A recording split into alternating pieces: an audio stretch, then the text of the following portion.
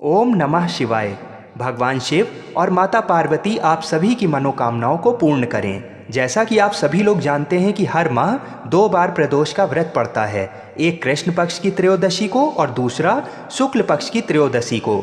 जुलाई माह के शुक्ल पक्ष की त्रयोदशी तिथि इस बार 11 जुलाई दिन सोमवार को पड़ रही है, इसलिए सोमवार के दिन प्रदोष पड़ने के कारण इसे सोम प्रदोष कहा जाएगा, जो कि बहुत ही दुर्लभ है। एक बात जो विशेष ध्यान देने वाली है कि 14 जुलाई से सावन मास शुरू हो रहा है। सावन के पहले पड़ने वाला सोम प्रदोष अपने आप में बहुत ही महत्वपूर्ण है।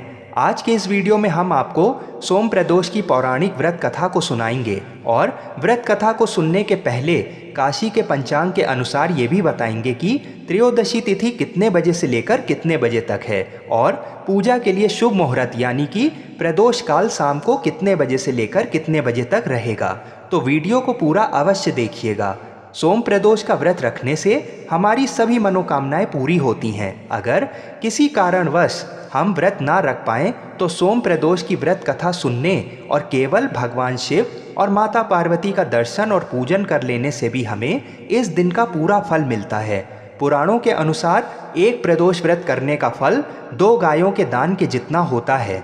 इस दिन शाम के समय भगवान शिव को दूध, दही, शहद, घी, शक्कर इन सभी से स्नान कराएं और उसके बाद चंदन और बेलपत्र चढ़ाकर सुगंधित सफ़ेद फूल चढ़ाएं और माता पार्वती को गुड़हल और गुलाब का फूल अवश्य चढ़ाएं।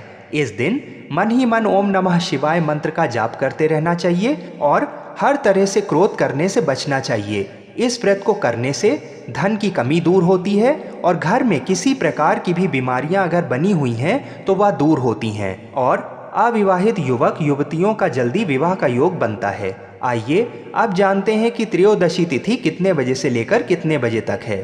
त्रयोदशी तिथि 11 जुलाई को सुबह 11:15 से शुरू होकर 12 जुलाई को सुबह 7:48 तक रहेगी।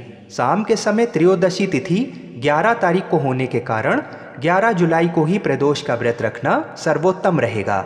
पूजा के लिए प्रदोष काल का समय शाम को 6:33 से शुरू होकर 8:03 तक रहेगा।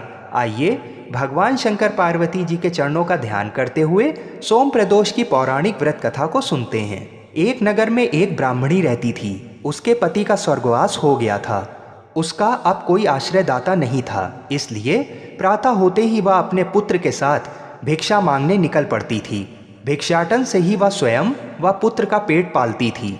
एक दिन ब्राह्मणी घर लौट रही थी तो उसे एक लड़का घायल अवस्था में कराहता हुआ मिला। ब्राह्मणी दया बस उसे अपने घर ले आई। वह लड़का विदर्भ का राजकुमार था। शत्रु सैनिकों ने उसके राज्य पर आक्रमण कर उसके पिता को बंदी बना लिया था और राज्य पर नियंत्रण कर लिया था, इसलिए वह मारा मारा फिर रहा था। राजकुमार ब्राह्मण पुत्र के साथ ब्राह्मणी के घर रहने लगा। एक दिन अंशुमति नामक एक गंधर्व कन्या ने राजकुमार को देखा और उस पर मोहित हो गई। अगले दिन अंशुमति अपने माता पिता को राजकुमार से मिलाने लाई। उन्हें भी राजकुमार भा गया।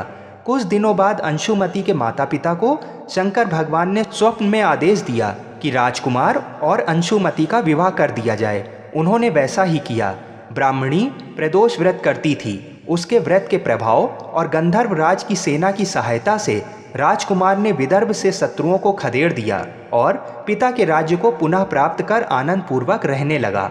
राजकुमार ने ब्राह्मण पुत्र को अपना प्रधानमंत्री बनाया।